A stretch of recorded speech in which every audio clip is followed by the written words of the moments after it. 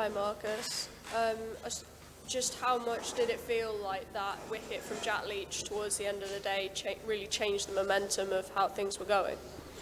I think it was a really important wicket. I think the partnership they put together was pretty good, and they were building into a nice place.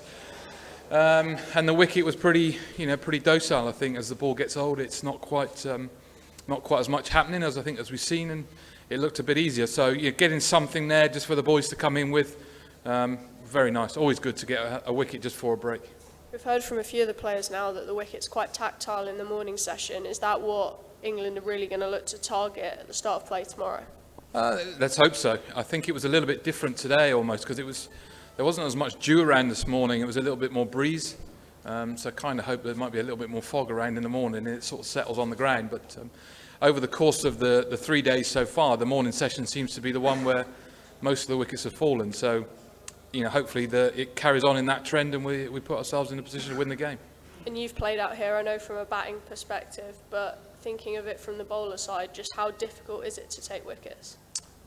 Yeah, very difficult. Yeah, as you can see, as the ball gets old and the pitch has got more and more flat as the heavy roller has gone upon it, then it is always tricky. You've got to come up with something different, and that's either real good pace, ball spinning it out of the rough, or something different with your fields. And we're trying all of those at the moment, and we've had a little bit of reward, but we'd hopefully for a bit more tomorrow.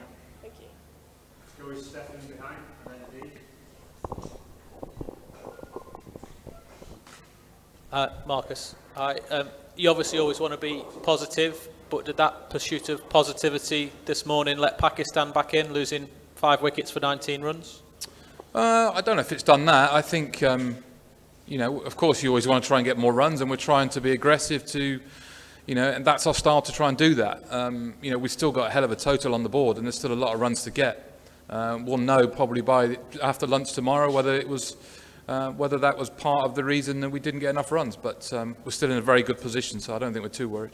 And not helped by a couple of half chances missed, one at short leg, one that went through Will Jack's hands, and then the review that wasn't taken off Imam and Ollie Pope's catch down the leg side.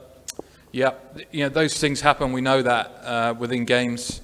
When you really sort of snap your chances and get the opportunities, it makes it a little bit easier. We've already talked about how hard it is to get 10 or 20 wickets in games over here. So any opportunity, it happens. But that is the game, unfortunately. And obviously with the review, some of the guys weren't sure, and not enough to make Ben go for the review.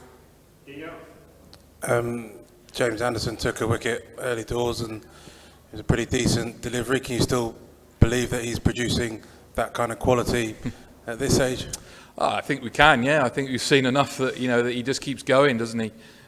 He's great to have around at the moment. He's really sort of taking the responsibility of looking after the younger guys, bringing them forward, and giving his experience to those boys come in and getting their opportunity. But he continues to show his world class, and the more that we can stretch out of him and keep him going for the length of his career, the better it's going to be for the team.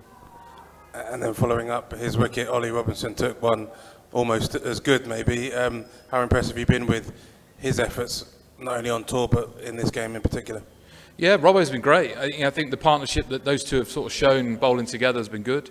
I think you're seeing somebody who, whose stats have shown how much he seams the ball and how much he moves the ball, potentially more than most people in England. Hence the reason why he's playing in the position he is, because he generates and has the ability to make the ball seam on pitches that don't really do a great deal. There's a few cracks in the right place, and obviously if you can get the ball in the right place to hit that while the ball's reversing, then it makes a big difference. It's the only sort of movement that you're going to get. So, but having the sort of Robbo and Jimmy, Woody coming through, and obviously then you've got Jamie and other people waiting in the wings, and it looks a good bowling unit. Can I just check, is Ben okay to bowl? Obviously not. Say again, sorry? Is Ben okay to bowl? He's obviously Yes. not done so yet, but... No, he's fit to bowl. Gentlemen from there behind you. Yeah, Pakistan need 150 runs and you need 6 wickets. Pakistan is fighting back. How do you rate this situation? Well, 50-50, I guess, at the moment, isn't it? I think, we'll know probably around lunchtime how close it's going to be and who's going to be on top going into that point. So, I think in the England changing room we're still very confident of what we're going to achieve. And hopefully that will happen in the morning for us. And that's obviously, I don't know how Pakistan are feeling about it. Behind, please. And then we'll finish with John here on Tris, you were part of the team when last time England played here and you guys lost by 22 runs. Are you planning to reverse that tomorrow? I hope so, yeah, I really hope so. The last time we played here, we were in a very good situation to win the game. It was almost role reversal in terms of how the game planned out. So hopefully we come back in tomorrow and get the quick wickets that we want. And hopefully then we can, secure the second game and the series. Hey Marcus, this is Behram Qazi from Grassroots Cricket. So the last time you were here in Multan, you scored 193 in that test versus Pakistan that the gentleman before me was just alluding to.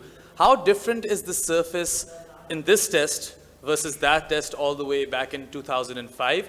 And also, do you reckon that the pitch has flattened out a bit and has gotten better for batting as this game has progressed?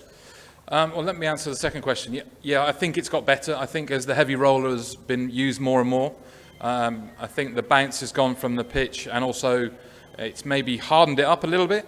So whether it was a little bit soft or whether it was a little bit damp to start with, I think that's why the ball was spinning more, as we've seen.